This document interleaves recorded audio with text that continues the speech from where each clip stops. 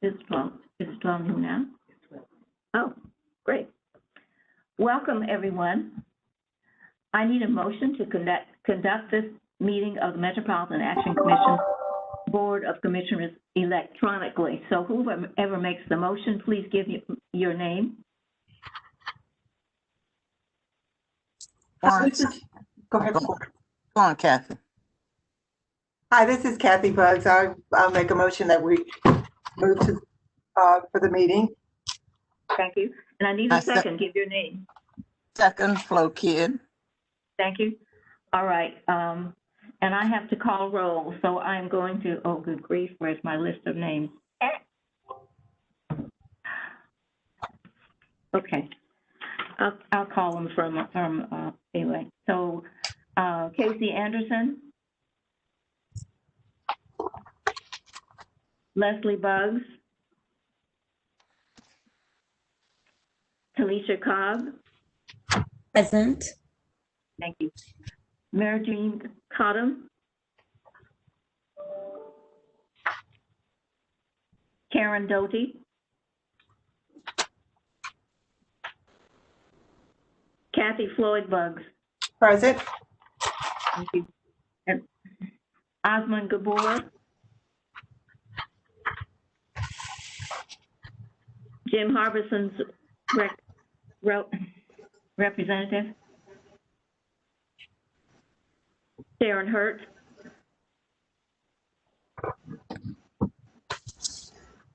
Flo Kidd has made the motion. Joseph Mitchell. Lufat Suara. Kevin Present. Warner. Present. Jeffrey Moses. Renee Pratt.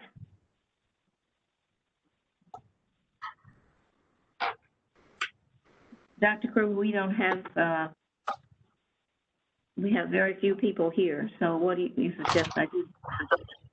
We can proceed with those items that do not require the board to vote. And then you can come back to those items that require a board vote.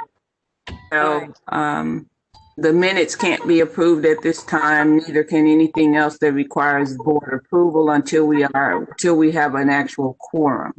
But we can proceed. This is Leslie Buggs. I'm sorry, I missed my name. What's your name? Leslie Buggs. Leslie, I'm sorry. Thank you for being here. Is there anyone else whose name I called but you didn't answer? You might have called me, but I'm here. Fatima Ali. Thank you, Fatima. Yeah. Anyone else? All right. The motion's carried. We will conduct this meeting electronically. All right. Can I just say one thing? This is Margene Cotton, and I'm on your board, and I'm here. Thank you. I didn't hear you earlier, so thank you. I appreciate that. Okay. All right. So our motion is carried, so we can conduct this meeting electronically. I'd like to call to your attention the top of the agenda, which talks about pursuant to the provisions of Section 2.68 of the Metropolitan Code of Laws. Please keep that in mind and remind yourself of that. So I'm going to call this meeting to order, and we will be unable to approve the minutes of October 22nd because I don't believe we have a quorum. So Dr. Kroom, could you give your executive director's report, please? Yes, thank you, Dr. Steele. My report in part is contained in your packet. Lisa, I don't know that that's going to be, well, anyway. I'll go ahead with my report. I just wanted to make sure, again, that the board is aware that we have made the decision that we would try and move as many of our team members as possible to a virtual model And this is in large part due to the fact that the increase in coronavirus cases in our county. We have moved much of our team to now working from home. We are still able to provide service delivery to customers who walk in the doors because we do have a small number of team members that also remain in the building. Our expectation is that and we are still serving children in Head Start using the hybrid model. However, when the children are out for their holiday break in December, at that point, almost the entire Metro Action Commission team will then work virtually from December 20th, I believe is that date, through January 4th. We will, however, have some team members who will come in order for us to pick up applications and continue to make sure that they are sent to those team members working from home to process. So I wanted to make the board aware that because of the increase, we are trying to limit the exposure that's in our agency. You will also know that hopefully noticed in the report that the Human Resources Department, Administrative Services and Operations provided an update on the number of our team members who have tested positive for COVID-19. They indicated in their report, I think approximately 33 individuals within our agency had tested positive, out of over 300 actually being tested or quarantined at some point. So I will refer you to that report. As we indicated on last month, that we would keep the board abreast of the number of positive cases within our organization. I'll continue to move on in my report. We're excited to be able to share with you that the youth funds that we had applied for through the Workforce Innovation Opportunity Act were actually awarded to our agency. We received $800,000 to serve both in-school and out-of-school youth. And so I just want to say a huge congratulations to the team that worked on that grant. Our effective start date is January 1st, and the board, you will recall that you approved both our submission and the receiving of that grant in the last board meeting. It did go before Metro Council on Tuesday night and was also approved by them to be added to our budget, which we're extremely happy about. I should also mention that there was a substantial number of folks who helped to make that possible. And again, our thanks to them. I think it's important to mention to the board that I was recently asked by the National Community Action Partnership to serve as a member of the National Community Action Peer Expert Group. And the Peer Expert Group is a group of individuals in the community action arena who have been asked to serve as a leadership team for community action agencies across the country. And so because this is a compensated request that has been made, the legal department of Metro government is looking at this request to determine how it should be approached or how it would be brought back to the board in order to ensure that there is no conflict of interest and to make sure that I'm in compliance with anything that might be in the Metro charter. I want to also make sure that you are aware that I have completed my role as chair of the Transition and Research Committee for the board of MDHA, but was then subsequently asked to serve as the executive lead as a part of the overall search for the MDHA executive director, and expect that I'll be completed or will have completed that role by July of 2021. So I wanted to make sure that the board was also aware of that. There's lots going on that we're involved in, and wanted to make sure that you are kept abreast of what is going on. Are there any, well, I do have one more thing I want to share with the board, and then I'll take questions, Dr. Steele, if that's okay. First of all, I don't know if many of you have seen that the information on the news about the potential closing of the Bordeaux nursing facility. I want to make you aware that our organization, and a huge thanks to Tanya Everenson and Lisa McCready from MAC for their tireless work in this regard. We have been working with the employees of Bordeaux to help them in finding positions in other healthcare arenas within the city. And so thanks to the hard work of Tanya and Lisa and that team, we were able to organize a virtual job fair for approximately 170 of their employees with, I think, about 6 healthcare providers from throughout the city. And so we continue to work with those individuals as the city is determining exactly, I think, how it's going to approach either the wind down or whatever it is they're going to do as it relates to that facility. But I wanted to make sure the board is aware of the role our team has in working to try and help those individuals to find jobs. Lisa and Tanya have done a fantastic job, and I had a chance to sit in with them for a part of the virtual job fair, and the gratitude that those individuals expressed to our agency and to the team for just working with them is something that I want to make sure the board was made aware of. That is my report at this time. If there are any questions, I will be happy to entertain them. Dr. Cruz, this is Dr. Steele. What's happening with the Bordeaux nursing home residents?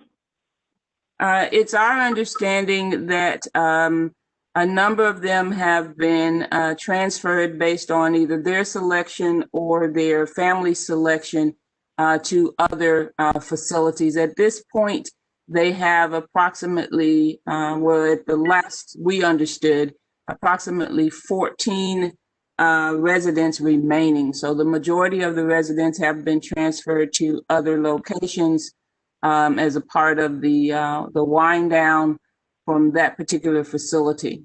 So the remaining 14 are going through the same process as we understand it that the others went through in terms of determining exactly where they would be located.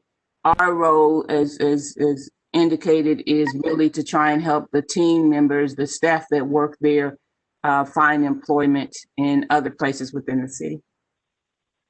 I understand. Other questions, please? Or comments? Congratulations for the leadership National Committee Action Group. Thank you. That's a very nice honor, and I think you'll represent us very well. Thank you. Other comments? All right. Dr. Steele, may I? This is Will Chopin. I've been here the whole time. I'm here on Mr. Jim Harbison's behalf. My original credentials had me. I think I was in as a attendee rather than a panelist. I got it working out so that I'm a panelist and can participate. So I don't know if my being here changes it to such that we have a quorum, but I wanted to announce myself. I've been here the whole time. I'm so sorry for the confusion. Thank you very much. I appreciate that. Dr. Steele, based on the addition of Mr. Mitchell and Mr. Kevin Warner, as well as the gentleman who just spoke, we do now have a quorum. Thank you so much. We're going to go back up to number 1, the approval of the minutes of October 22nd, 2020. I need a motion to approve. And state your name. Help. Hello, Kid. I make a motion that we approve. And I need a second. Leslie Buggs, I'll Oh. second. Well, how do I don't know where I come in here, but I noticed in that meeting minutes that my name is not Hold on on. there. I don't know if Okay. that's important. It is important. Thank you. And are you, I have a second and I have a motion, I need a second, and then we can take care of that. Kevin Warner, second. Thank you, Kevin. All right. Now, that correction that was just announced was that the name of whose name was left off? Fatima Ali. Fatima. Thank you, Fatima. Anybody else whose name was left off? I apologize for that. I'm sorry. No All problem. right. Any other additions or corrections to these minutes? All right. All in favor of the motion say aye, and I need to call your names. Okay.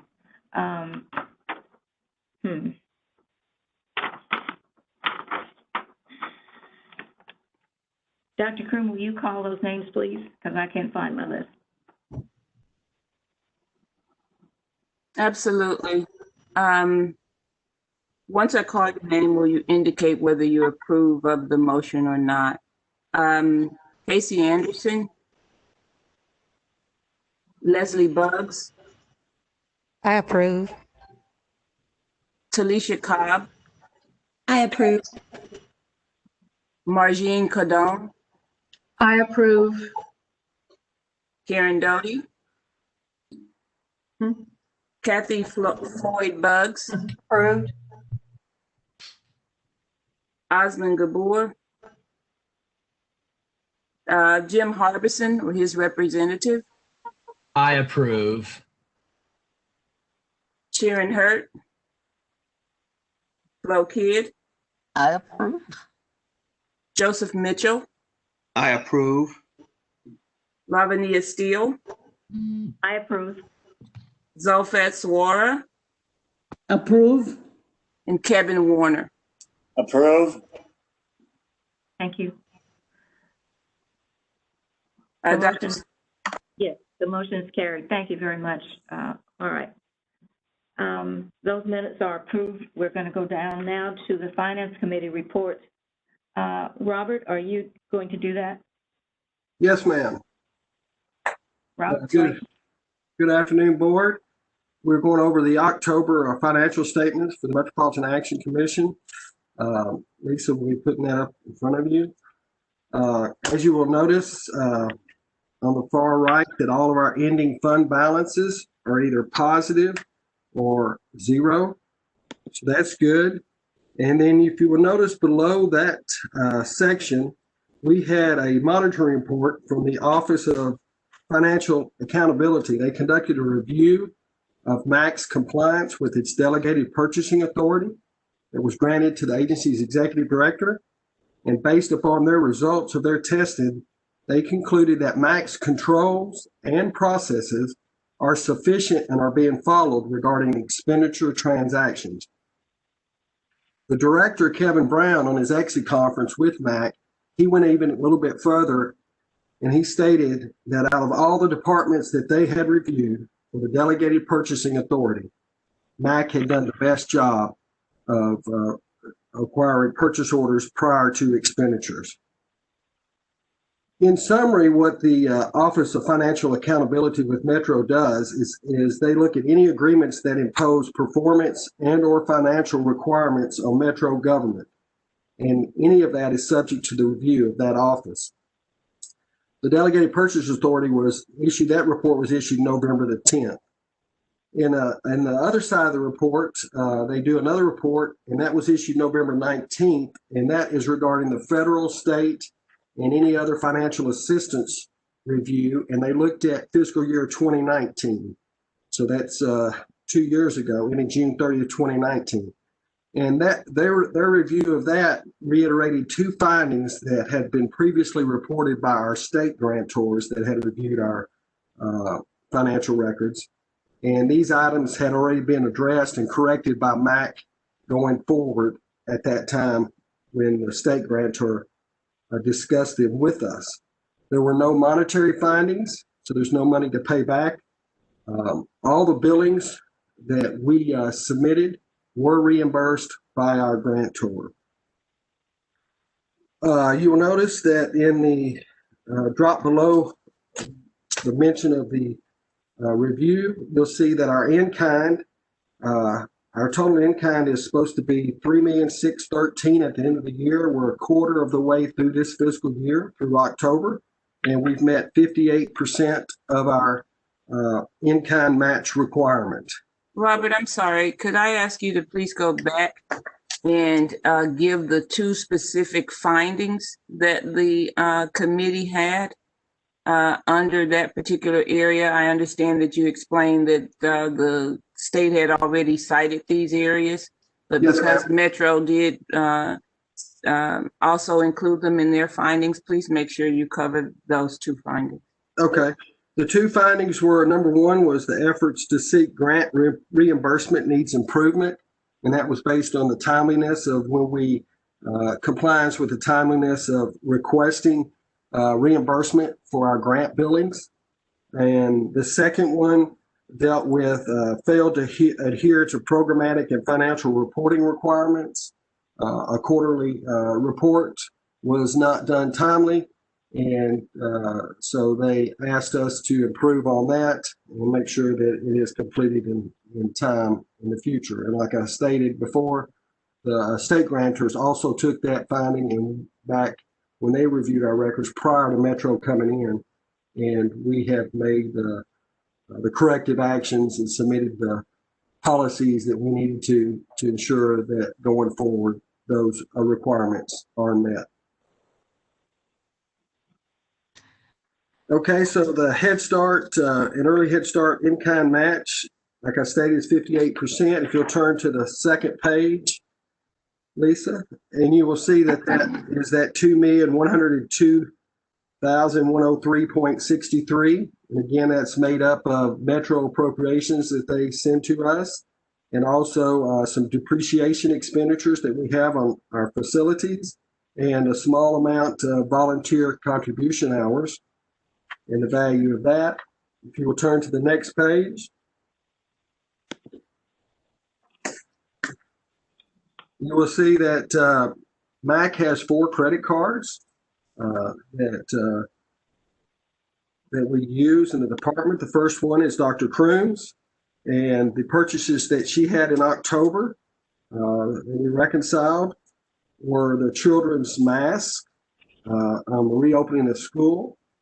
And so they were tracked back to the credit card statement, and they were reviewed by me as the CFO and Dr. Kroom as the executive director.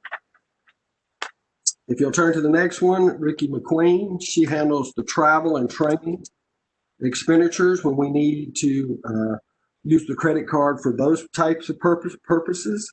And our nutrition team here, Sharon Suggs and her assistant, Siobhan Keith, they had some training, membership, and registration, and that's what was used on that credit card purchases in the month of October. The third one is my credit card for work, and dealing with the fatherhood subscription. You'll see some waterless soap, some thermometers, diapers for a new child. And the reason we do have diapers on contract, but the diapers that we had on contract, the child was allergic to them. So we did have to purchase these at Kroger. And then there was a subscription for our youth program also on this credit card. You turn to the next page. This is Sharon Suggs' credit card.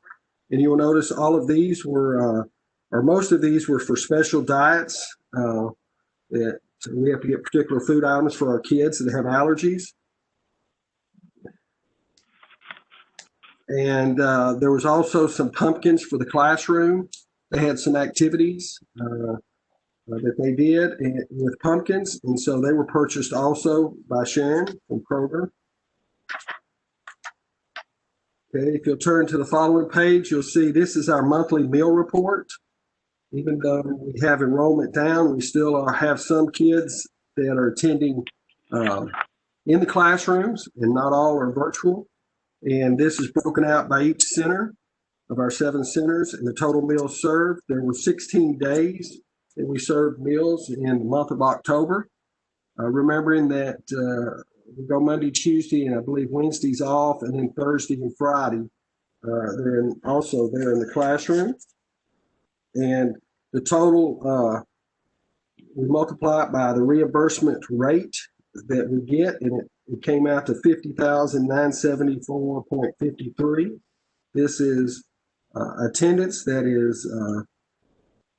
is logged by each center.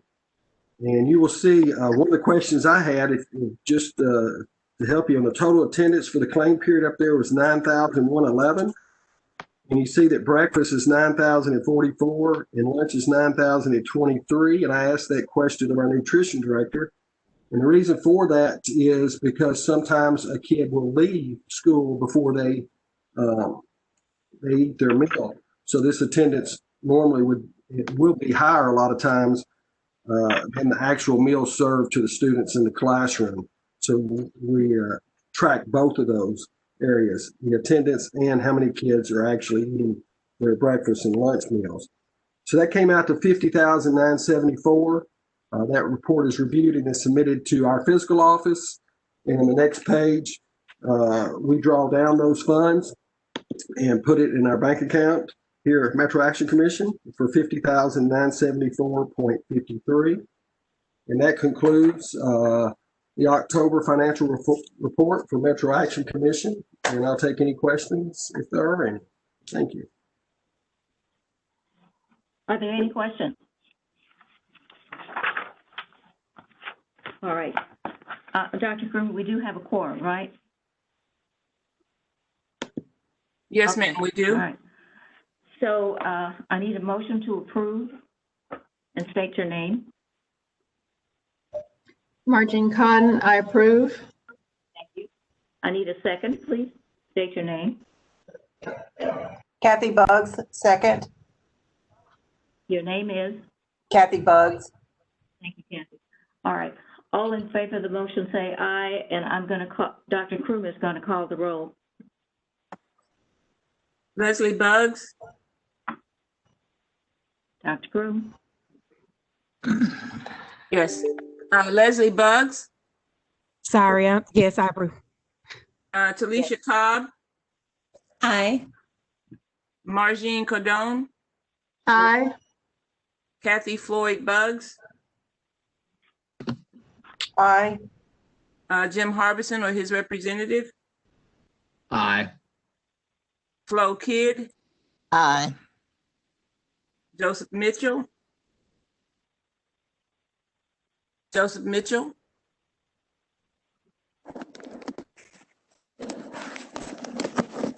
Vapnia Steele, Aye. Zofat Suwara, Not here.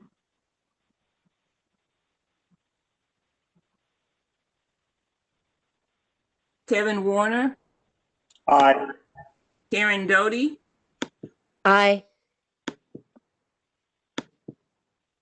I can see Zofat Suwara on, and I can see Mr.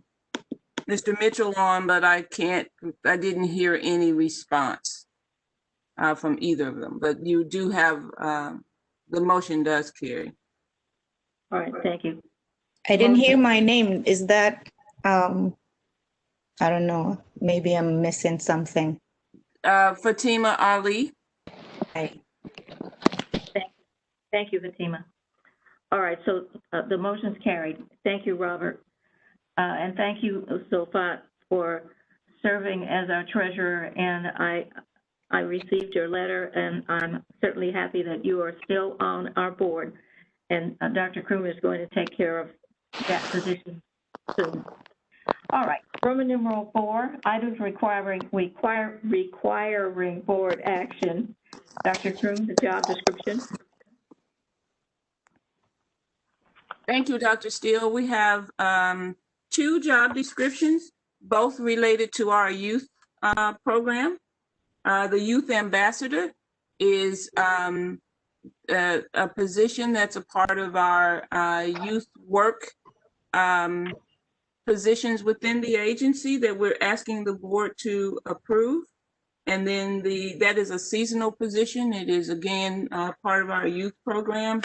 And then the other position that we're asking the board to approve, which is our youth employment coach, is one of 3 positions that come with the new Workforce Innovation Opportunity Act grant that we mentioned to the board that we received. That's $800,000.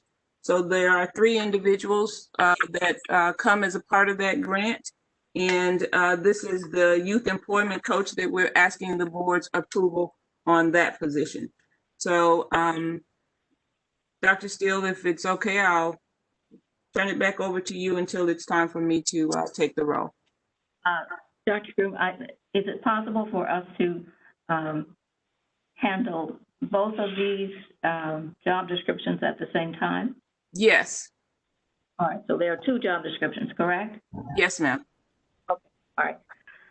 So I need a motion, and the person needs to state their name to approve these 2 positions.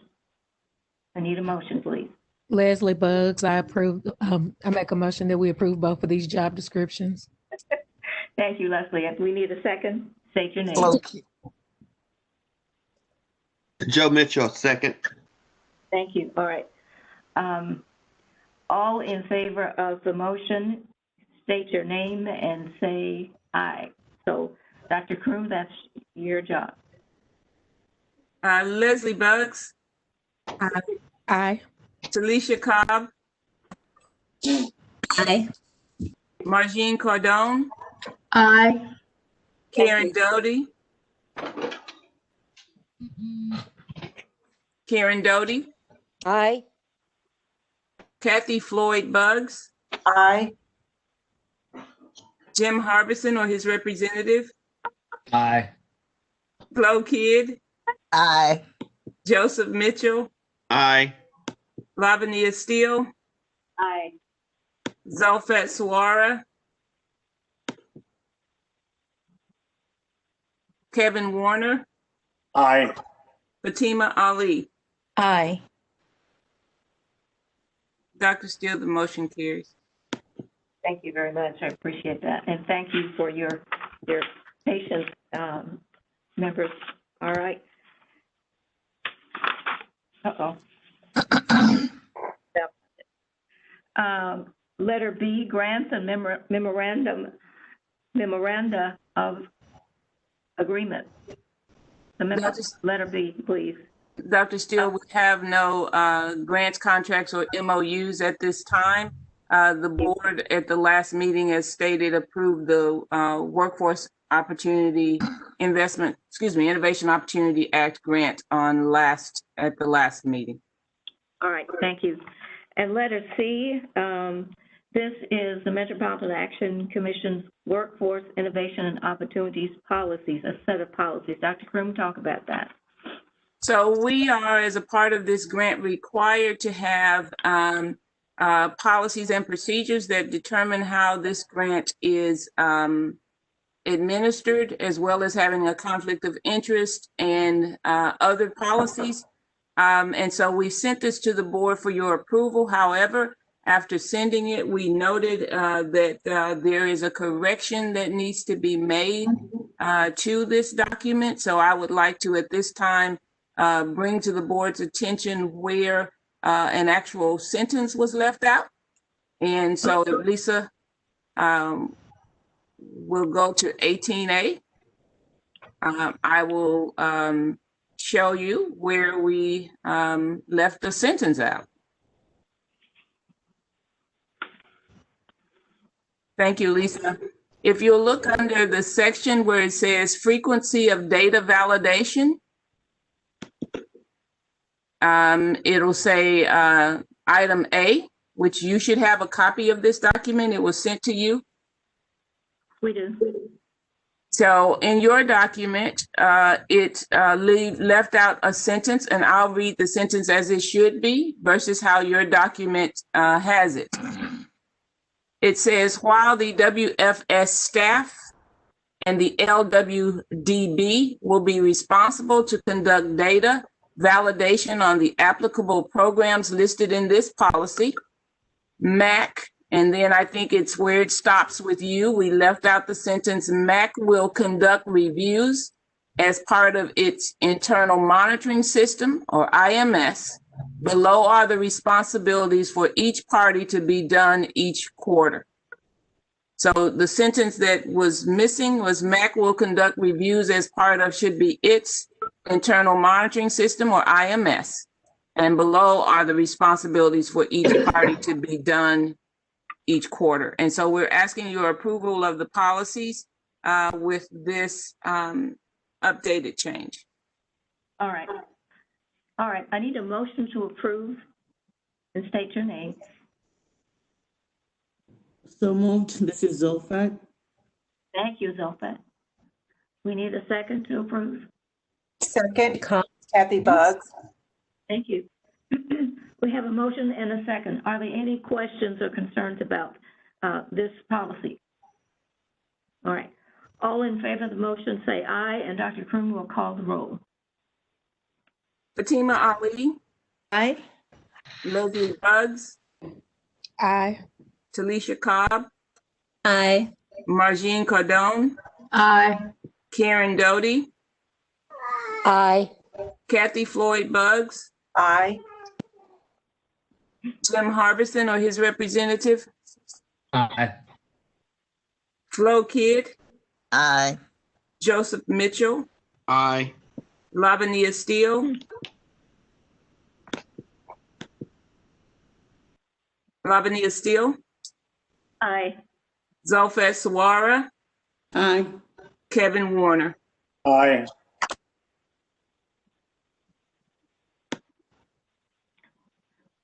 The motion carried, and thank you very much.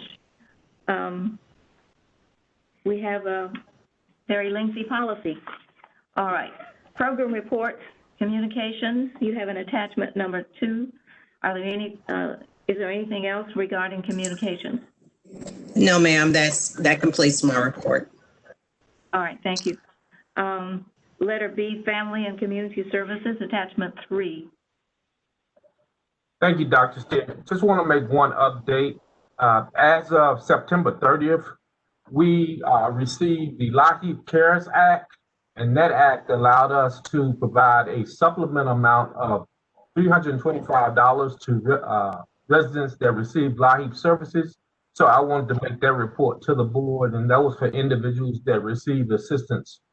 As of October 1, 2019 to August 2nd, they received a supplemental amount of $325 Great. for Thank you. energy assistance. Thank you very much. Anything else? All right. And that's it. Oh, All right, sorry. Marvin, would you please give the number of?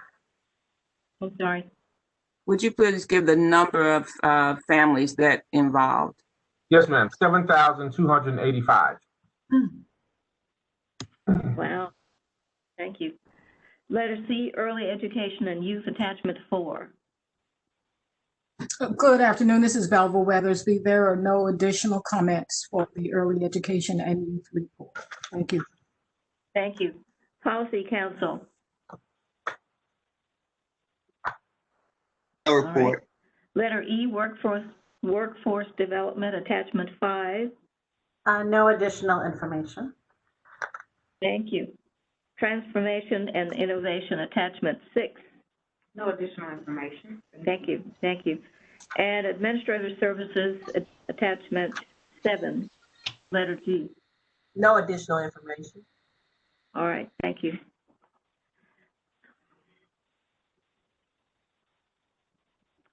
Number 6, other business. Is there any other business that we need to attend to at this meeting? Dr. Kroom?